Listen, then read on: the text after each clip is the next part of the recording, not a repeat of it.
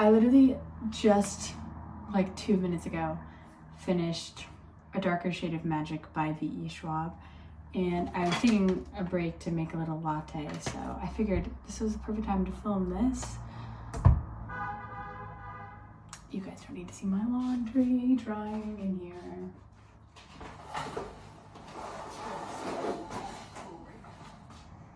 Yellows.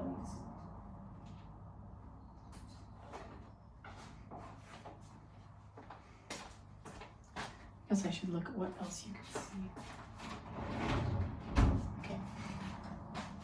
Anyway, I closed the window. Maybe I should have done all this before I started filming, but you know, why do that? That would make too much sense. So I just finished it. I liked it. I like VE Schwab's writing quite a bit. I've only ever read one thing by her before, and that would be The Invisible Life of Addie LaRue, which is a long book that's kind of hard to read. Like, I would say that The Invisible Life of Addie LaRue took so much getting into because it's so much jumping around, like, time scales. If you've read it, you know what I'm talking about. It's, like, not the easiest thing in the world to read, but it's really good. And so if you have the opportunity to read The Invisible Life of Addie LaRue, take your time with it, because that book is not a quick read.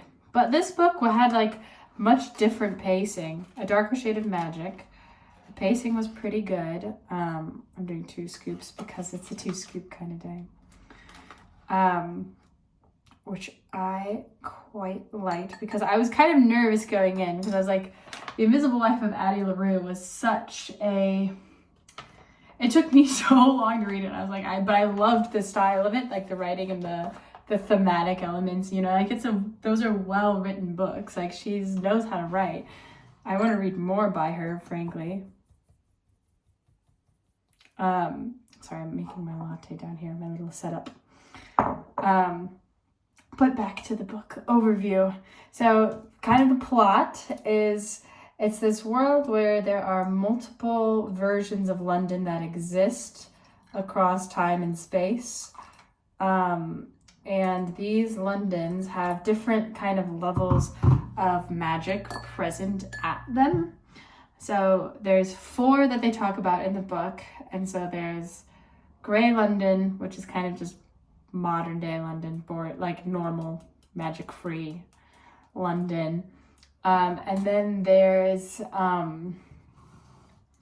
Grey London, Red London, which has magic, White London, which is kind of struggling with the responsible use of magic, and then Black London, which has been completely corrupt by power and is like shut off from the rest of the Londons.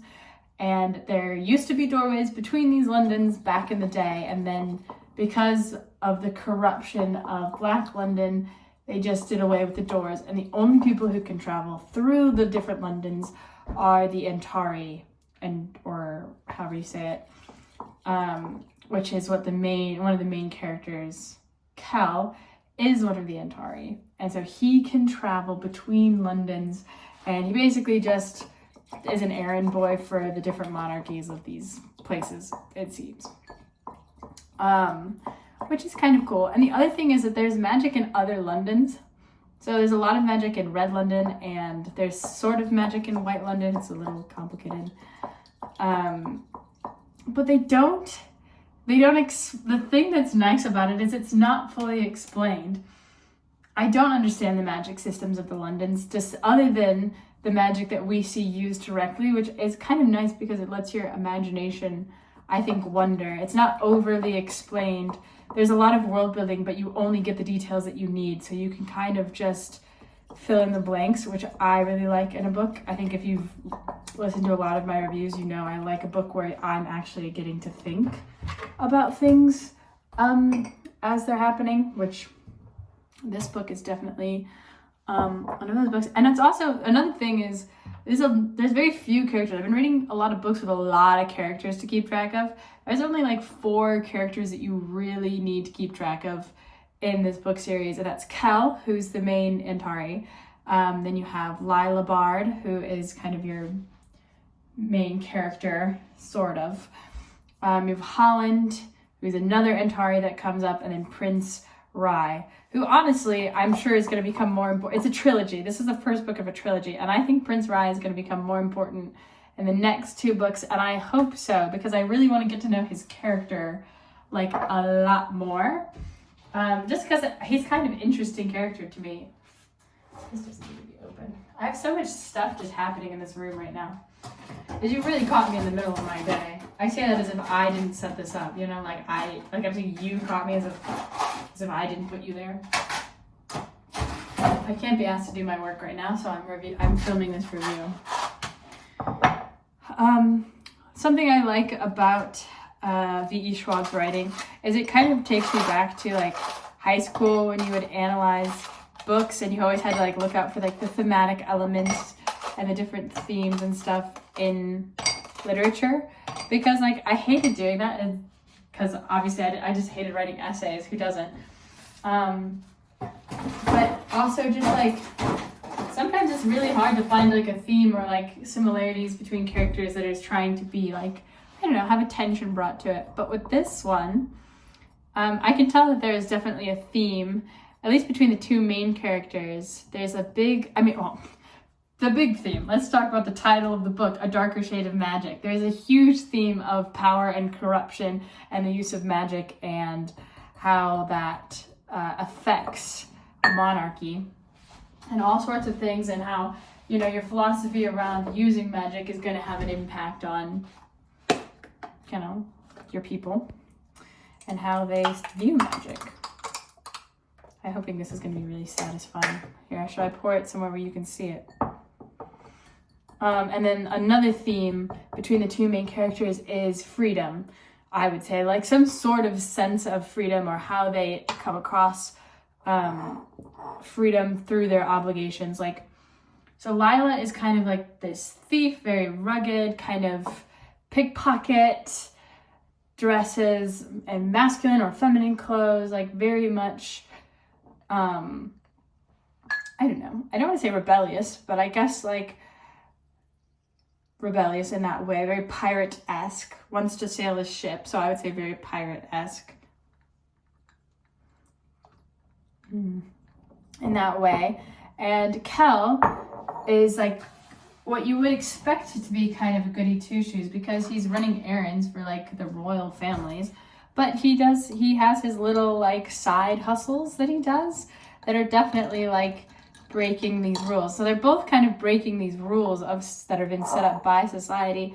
And I think, but they do mention it, then both of them seem to be breaking these rules for this feeling of freedom that they get from doing it. And so I think that's why they're very good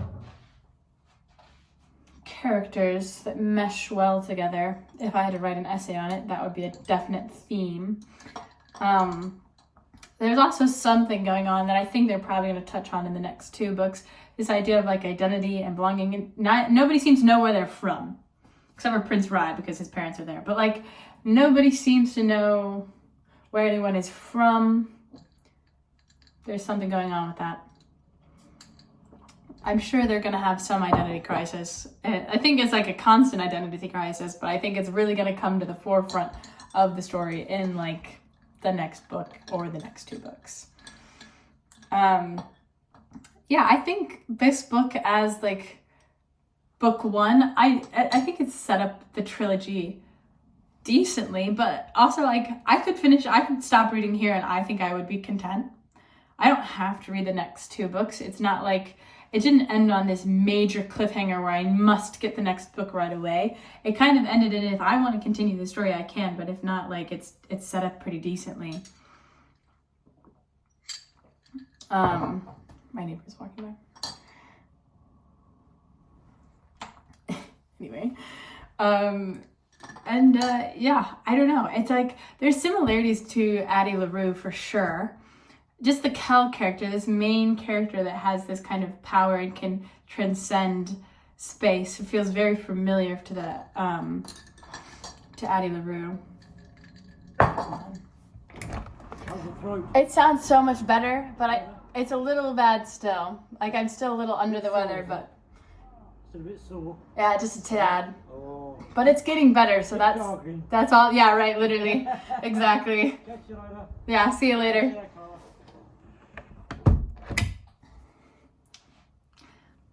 I've been sick recently and my neighbor knows, and so he comes and checks in on me on occasion. Very, very sweet of him.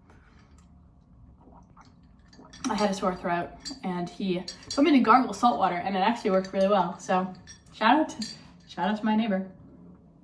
I'm very chatty in person to just people around, so that's why that happened. This is not the first video that my neighbor has come up to my window to say hello. I think I usually edit it out. I'll leave it in for you guys. I don't know, a little personality bit. But yeah, I saw that the next 2 books are available on Libby for this series, so maybe I'll give them a go. I liked that. I like VE Schwab's writing. I do want to read Vicious as well, so I think maybe I just work my way through all of VE Schwab's stuff because I seem to really enjoy reading her work. And yeah, I kind of want to get to know what's going to happen more. I have some theories, so theories are coming. Theories are coming. I think that this one might be very obvious, but I might be wrong. So in the beginning of the book and at some point in the middle of the book, there's a little bit of a mention that, this isn't a spoiler because I think she says it in like the first couple of chapters of the book. Lila has a fake eye.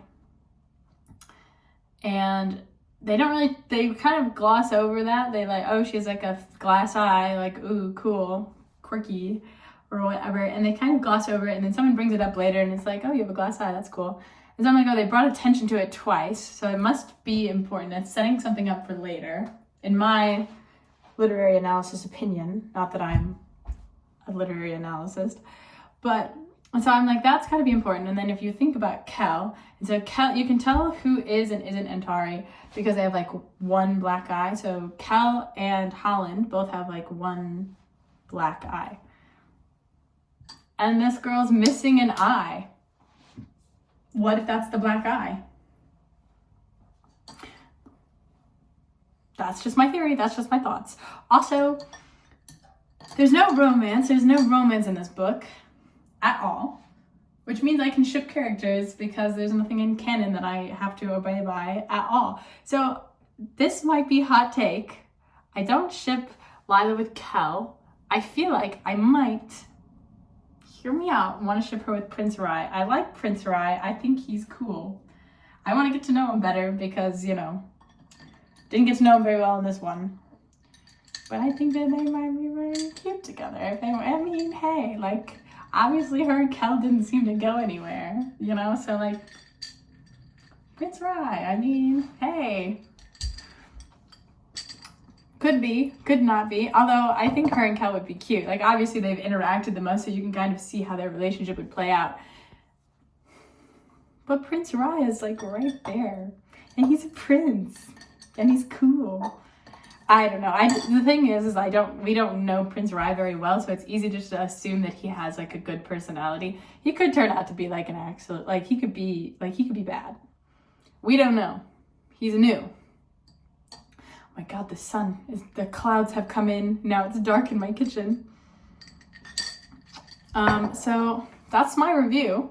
It's a positive review. I haven't even reviewed this on Fable yet. I'm probably gonna give it like 4 stars. I'm probably gonna read the next book. I would read this book again. Probably will if I read the next book later. I don't know. I like VE Schwab. I like her writing. There were solid themes. There was stuff. I like fantasy. I like magic. I like that it was show, don't tell. I like that I don't fully understand the magic system. It's a very unique magic system. I don't get it. I don't know how it fully works. Every city seems to do it a little differently, and I think that impacts how it works, and I think that's cool. So that's my review. I recommend it. I would recommend it to people who like VE Schwab's writing, or R.F. Kuang. If you liked Babel by R.F. Kuang, it's a little different, but I think that their writing styles are kind of similar, where you kind of have like a bigger adventure and there's a lot of fantasy and magic involved, and you might not understand it completely, and I think that's fine. I don't know. You'll probably know if you like VE Schwab. I think if you generally like fantasy, I think VE Schwab is kind of the move. I think that's a move that you should be making. That's just my opinion. But that's why you're watching, right? Okay, talk to y'all later. I'm gonna edit this one today. I'm gonna put a picture of the book in it so you guys know what I'm talking about. Bye.